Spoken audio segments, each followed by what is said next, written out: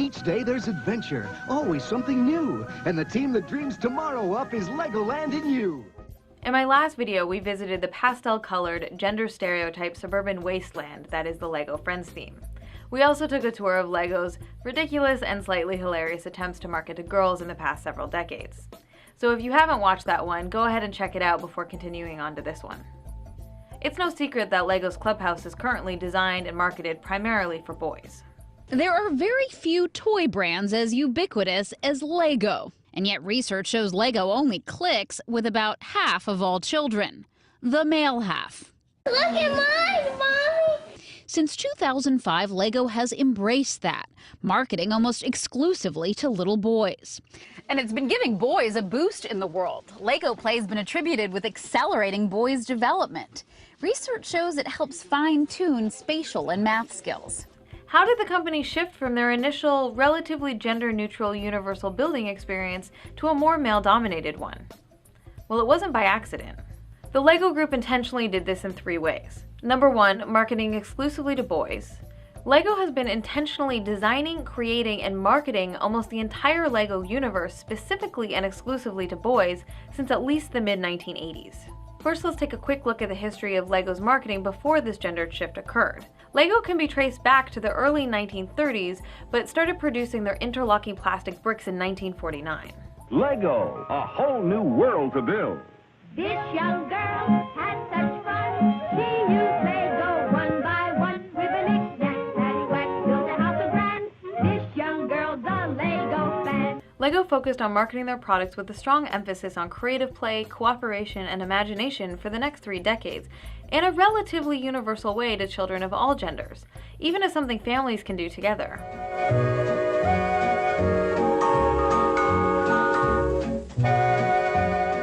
By the mid-80s, however, girls had all but disappeared, and LEGO was marketing almost exclusively to boys. Some of you might remember Zach, you know, the Lego maniac. I know a boy, his name is Zach. His microchips are out of whack. He built a Blacktron Cadillac. He's Zach, the Lego maniac. He sent his cosmic fleet to Mars. He's out there cruising with the stars. His mind is lost in outer space. A cosmonaut. Earth calling Zach. Hey, Zach, come back! Zach became the official LEGO mascot. He embodied the LEGO experience and helped to identify the brand with boys' play. Boys continued to dominate LEGO's marketing for the next 2 decades. Once upon a time, a boy discovered a magic castle. Inside was a bat lord and his knights, a witch, and the smell of rotting bones. It was time to go, and the boy tried to escape, but the witch insisted he stay for dinner. Legomania. Yeah. Pistons that pump, gears that'll get you going, motors that muscle, and blades that'll blow you away. Technically speaking, it'll turn you on. In 2011, LEGO made sure to drive home the point that Legos are for boys with their Build Together marketing campaign. Ah, the father and son road trip. Just a little imagination and you're good to go.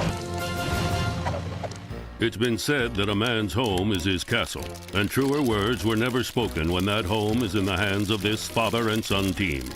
Well done, gentlemen. Well done indeed. Each ad revolves around fathers and sons collaborating on imaginative LEGO creations. You'll notice there are no grandmothers, mothers, daughters, or sisters building together. Number 2, producing male-identified and male-centered themes and sets. Over the next couple of decades, but especially in the late 90s and early 2000s, LEGO began creating and producing more sets that were intentionally male-identified and male-centered. To reinforce that Legos are specifically for boys, LEGO made their products male-centered by populating their sets and themes with male minifigures. Male-centered means that the focus of attention is on men, their stories, and what they do. In terms of LEGO, this refers to their shift from their original less gendered minifigures to sets and themes dominated by male characters, moving away from the 2 dots and a smiley face to frowns, sneers, and facial hair. On the rare occasion when women do appear, they're sporting bright red lipstick, curves, and cleavage. The lack of female minifigures in the LEGO universe is staggering. Conservative estimates reveal that the ratio of unique male-identified minifigures to unique identified female minifigures is 18:1. The minifigure gender disparity only got worse when LEGO started making sets based on movie franchises, such as Star Wars, Indiana Jones, and Pirates of the Caribbean. Because those films are male-centered and male-identified, not surprisingly, the themes and sets based on them are also male-centered and male-identified. Out of the 250 plus unique minifigures in the Star Wars sets, for instance, you can count the number of women on your fingers. This positions boys and masculinity as the default for the LEGO universe. Who can help us? ADU is here! Step aside, ma'am. Let the ADU take over. Go get 'em, boys! Number 3. Focusing on stereotypical boys' play scenarios with an emphasis on combat. Remember that whole creativity and imagination thing? You can build this transport pretending you're on Mars. The box shows ways to change it by snapping off the cars. You can snap them back together and get a scouting craft, or match them with the lasers for a base defender craft. You can make up something wild, supercharged and new. The sky's the limit when the team is Legoland and you. That was back in 1985. Let's check in on what's happening in contemporary LEGO themes. Ready your weapons and get ready. You control the battle. Transform to attack mode. Prepare for battle. Arm the rockets. Arm the weapons. Load the missile. You can load the bombs. Man the cannons. Load the rockets. Arm the missiles. Prepare the torpedoes. And fight back. Fire the cannon. Fire the mighty catapult. Fire. Fire. Fire the missile. And attack.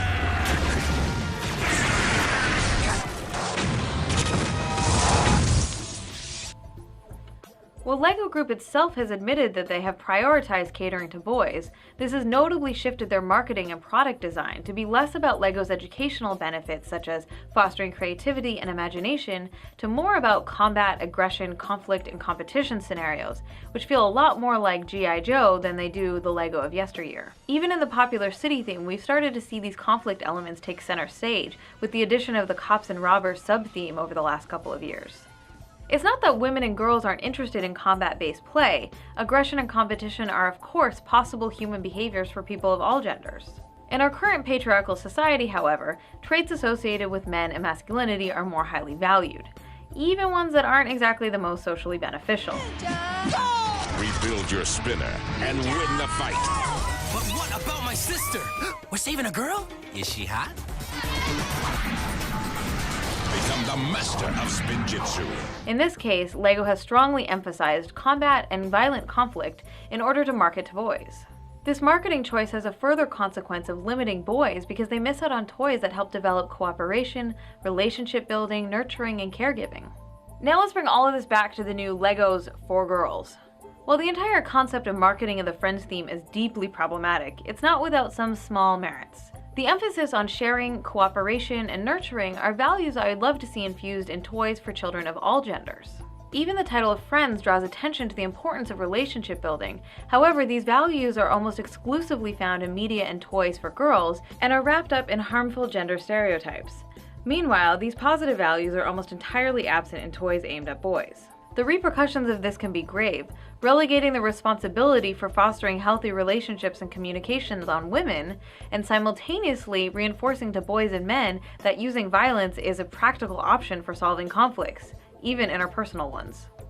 Once LEGO had doubled down on gendering all their products as for boys, they were backed into a corner where they were forced to create a distinct and separate for girls collection. LEGO Friends is clearly marked as not for boys, which de facto reinforces that the rest of the LEGO universe is for boys, and for boys alone.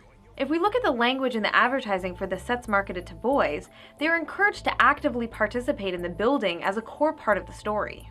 You can build the huge helicopter. You can build the massive clone turbo tank. You can build the Batmobile. You can build the dino truck. You can build the rocket. You can build the king's castle. But in the LEGO Friends marketing, the construction is not central to the narrative being sold. Drive by Olivia's house, past the vet with all the pets, to the newly built cafe.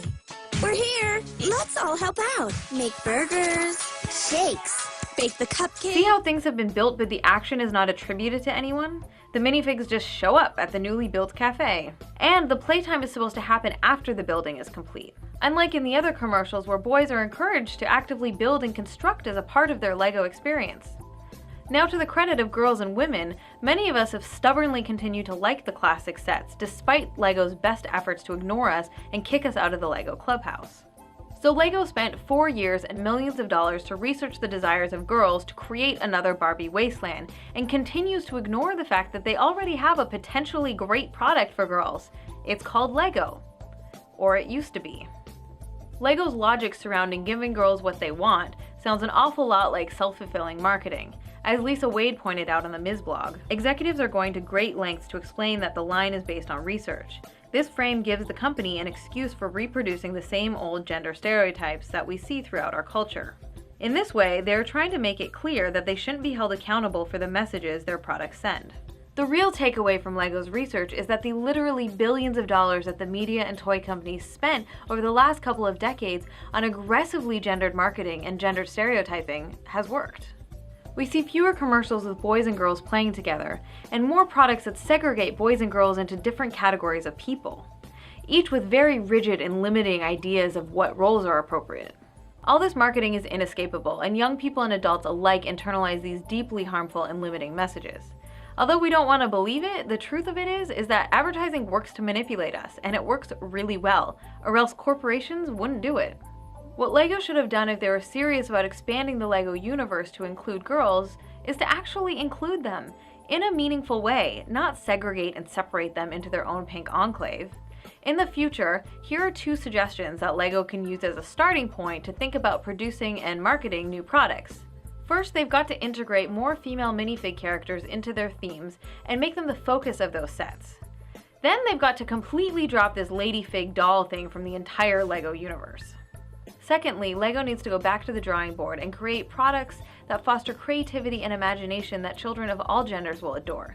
They can start by de-emphasizing the macho testosterone and the combat, and create universally appealing sets that include occupations and adventure scenarios for children of all genders. LEGO can look to their own specialized creator collection, which includes sets that are more reminiscent of the original LEGO building experience. These sets even come with 3 different instruction guides, which help to encourage builders to think about the bricks as remixable elements, to be taken apart, hacked, and rebuilt again in different ways. Unfortunately, the creator line is not prioritized within the LEGO universe. This ad campaign from the early 1980s has been passed around online quite a bit. Not only because it strongly emphasized the confidence-building benefits of creative play, but it did so without exploiting gender stereotypes. And remarkably, it didn't prioritize boys over girls. This ad in particular features a young girl proudly displaying her new LEGO creation with the text, "What it is beautiful." And in fact, it is beautiful to feature a young girl who is unconstrained by regressive notions of gender. In addition to being critical of gender stereotyping, we ought to be consciously critical of the values being promoted in children's toys. And let's be honest, toys that promote sharing and cooperation, creativity and imagination are probably a better educational experience for raising healthy, well-developed kids than a constant focus on blowing stuff up and shooting people. Between the creator sets and this ad campaign, it's clear LEGO already knows how to create an inclusive, universal play experience that children of all genders can participate in. So the next step is to actually do it across the entire LEGO universe. I hope you enjoyed that video.